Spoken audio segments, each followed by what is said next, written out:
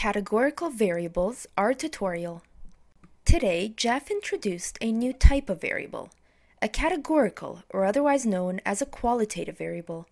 We saw variables of this type appear in the life expectancy dataset as well as in the skeletal remains dataset, and you were able to have a better understanding of these types of variables through the use of bar charts, relative frequency bar charts, as well as pie charts.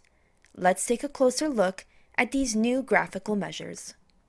First, we will work with the life expectancy dataset, focusing on the new categorical variable region.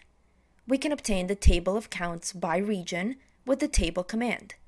This tells us, for example, that 39 of the countries are in the Americas.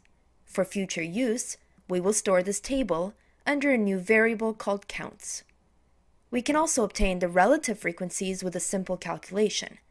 We will store these under a variable called relative frequency, and we know that to calculate it, we can divide counts by their total.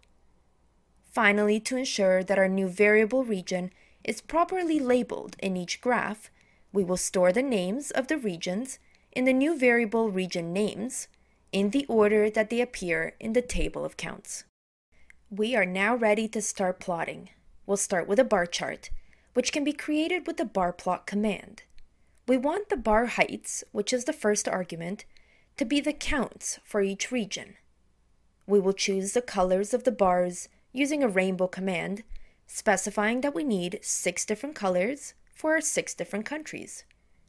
And we will set the names for each category with the names.arg argument, specifying that the names to use are stored under region names. You'll notice right away that not all of the region names have made it on the graph. This is simply a sizing issue with R.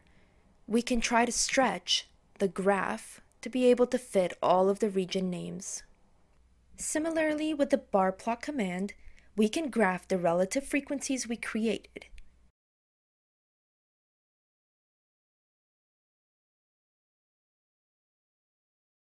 Notice that the graph seems to look the same, but in fact the y-axis changes to reflect not the counts, but the relative frequencies. A pie chart can be created with the pie command, specifying the counts, the colors, and the labels.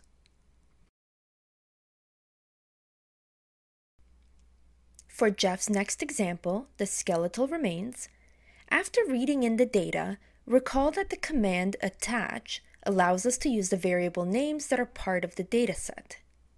Our first categorical variable of interest is the gender of the skeletons. So, similar to above, we will generate the counts or frequencies for each sex, the relative frequencies, and create the name variable.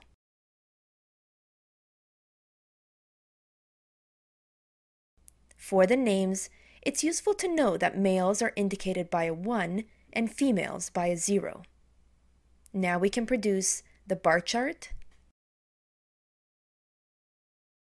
the relative frequency bar chart, and the pie chart. Do note that the color argument requires only 2 colors in this case, since we have only 2 categories, male or female. The second categorical variable of interest for the skeletal remains dataset is the mass category, or BMI category. This variable is stored in the dataset under the variable name BMI. Try to apply the techniques learned in this tutorial to the BMI categorical variable and see if you can recreate the bar chart, relative frequency bar chart, and pie chart that Jeff displayed in the categorical variables lecture.